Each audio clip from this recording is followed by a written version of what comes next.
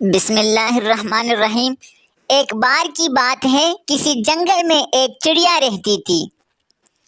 وہ چڑیا بہت پریشان تھی کیونکہ بارش کا موسم شروع ہونے والا تھا، اسی لیے اس نے اپنے بچوں کے لیے گھونسلہ بنانا تھا، جس کے لیے وہ ایک اچھے درخت کی تلاش کر رہی تھی۔ تو ایک بار وہ درخت کی تلاش میں جنگل سے گزر رہی تھی تو اسے ندی کے کنارے پر دو درخت دکھائی دیتے ہیں۔ وہ چڑیا پہلے درخت کے پاس جاتی ہے اور اسے کہتی ہے، اے درخت، تمہیں پتہ ہے کہ بارش کا موسم شروع ہونے والا ہے، تو کیا میں اپنے بچوں کے لیے تمہاری ٹہنیوں پر گھونسلہ بنا سکتی ہوں؟ چڑیا کی ساری بات سننے کے بعد پہلا درخت اسے اپنی ٹہنیوں پر گھونسلہ بنانے کے لیے منع کر دیتا ہے۔ پھر وہ چڑیا دوسری درخت کے پاس جاتی ہے اور دوسری درخت کو بھی ریکویسٹ کرتے ہوئے کہتی ہے کہ کیا میں تمہاری ٹہنیوں پر اپنے بچوں کے لیے گھونسلہ بنا سکتی ہوں؟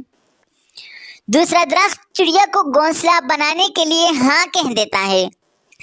تبھی چڑیا خوشی خوشی اپنے بچوں کے لیے اس دوسرے درخت پر اپنا گھونسلہ بنانا شروع کر دیتی ہے۔ پھر وہ دوسرے درخت پر اپنے بچوں کے ساتھ رہنے لگتی ہے۔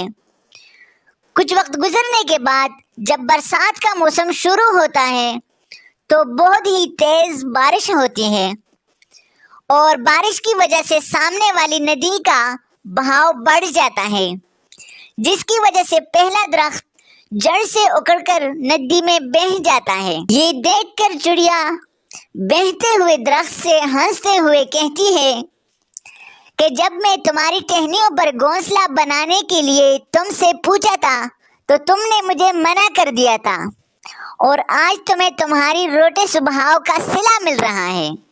تمہارے ساتھ تو یہی ہونا تھا۔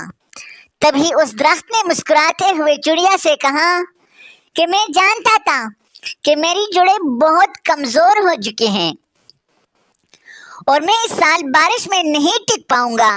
میں تمہارے اور تمہارے بچوں کی جان خطرے میں نہیں ڈالنا چاہتا تھا، اسی لیے میں نے تمہیں اس دن منع کر دیا تھا، اور ہو سکے تو منع کرنے کے لیے مجھے معاف کر دینا۔ یہ کہتے ہوئے وہ درخت ندی میں بہہ گیا۔ دوستو، اس کہانی سے ہمیں یہ سیکھ ملتی ہے کہ کسی کے انکار کو برا مت سمجھیے، کیا پتا کہ اس کے اس انکار میں آپ کا بھلا چھپا ہو۔ جیسے کہ ہمارے پیرنٹس ہمیں بہت سی جگہ جانے کے لیے منع کر دیتے ہیں، لیکن آفٹر آل وہ ہمارا ہی بھلا چاہتے ہیں۔ اسی لیے کون کس حالت میں ہے ہم یہ نہیں سمجھتے ہیں، بس ہم اسے باہر سے ہی جج کرنا شروع کر دیتے ہیں۔ وہ کہتے ہیں نا، ڈونٹ جج اے book by its core.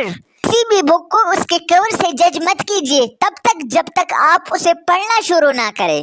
Same اسی طرح کسی بھی انسان کو باہر سے دیکھ کر اسے برا مت کہو۔ آپ کو کیا پتا ہے کہ اس کے لائف میں کیا چل رہا ہے، کہ وہ ابھی کس سچویشن سے گزر رہا ہے۔ تو بہت سی بار بہت سی غلط فہمیاں ہو جاتی ہیں، جس کی وجہ سے ہم اپنی زندگی میں اچھے لوگوں کو کھو دیتے ہیں۔ تو اگر آپ اس کہانی کو اور بھی لوگوں تک پہنچانا چاہتے ہو تو اس ویڈیو کو لائک کرو، اور اگر کہانی پسند آئی ہو تو چینل کو سبسکرائب کرو۔ تو ملتا ہوں اگلی بار اسی طرح کہانی کے ساتھ۔ صبر کرو، شکر کرو اور زندگی میں آگے بڑھو۔